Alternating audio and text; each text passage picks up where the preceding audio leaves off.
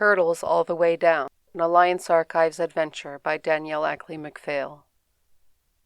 It was a training exercise. Just a training exercise. Kat had to keep telling herself that. But telling wasn't a problem. Remembering? Much harder. Checking the connectors on her harness and pack and readjusting the lay of her gear, Cadet Catrion Alexander stepped up to the line. Below her was the path down the mountain. At key points, pennants marked off the zone she had to traverse. It seemed clear. It seemed easy. One of the first lessons they'd learned in basic: never trust how things seemed. "Soldier, is there a problem?" the drill sergeant asked from behind her. "Sir, no, sir." "Then move your candy ass down that course now!" His voice climbed higher with each syllable uttered.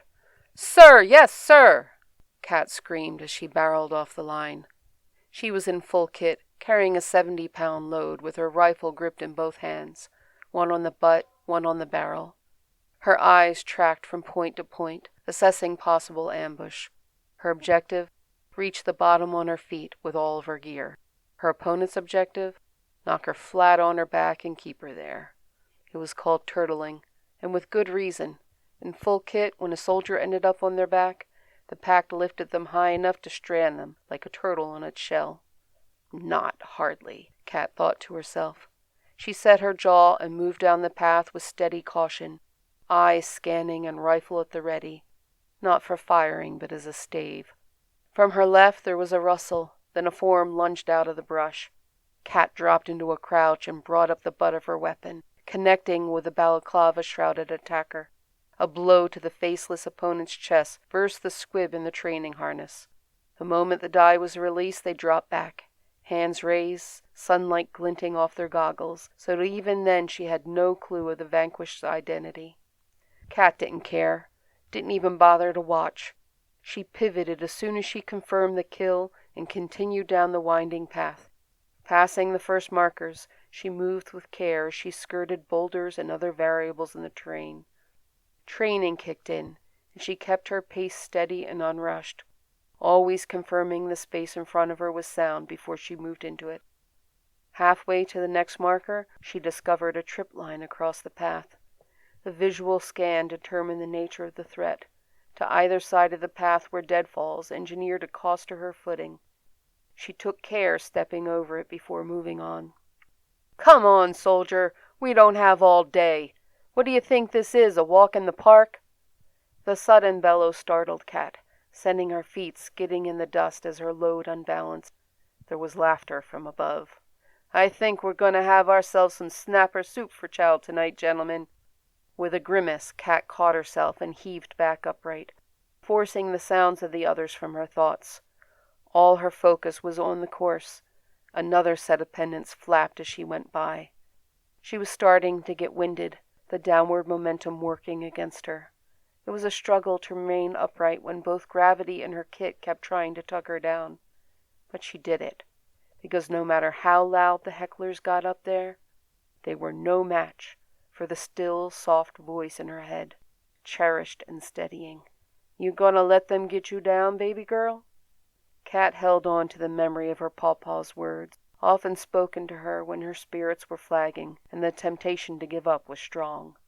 Not today. Growling deep in her throat, Kat ducked as something came at her from the back left. She pivoted and dropped in a controlled squat, kicking out with her right leg. Her ankle was caught in a hard grip. Without having to think about it, Kat brought her rifle butt down, aiming for the wrist holding her tight. Her opponent released and dropped back before she connected, feigning with her own weapon. Before she could recover, a heavy weight slammed her from the right. She had to scramble to get her knee braced as she pushed back against the impact. "Break away, Alexander! You think this is a dance or something? For criminy sake! Who cleared you for the Corps anyway? Move it! Move it! Move it! We ain't got all day, cadet." Distracted, Kat caught one on the chin by an elbow jab, or maybe it was a boot. She was having a hard time telling. Sweat blurred her vision, and the double attack had her attention split. In either case, her nostrils were filled with the sweet copper scent of blood. She spat at the assailant on her right, hoping to foul his goggles enough to temporarily get one of them off her back, literally. Scrambling, she broke away, lunged forward, and found herself in the safe zone. The thwop of the canvas pennants sounded more like another taunt. Somehow she was 3/4 of the way through, but she wasn't relaxing yet. Suddenly, behind her came the thud of booted feet pounding the hard-packed trail. Many booted feet. It wasn't possible to glance back past the bulk of her kit, but Kat didn't need to. Ah, shit!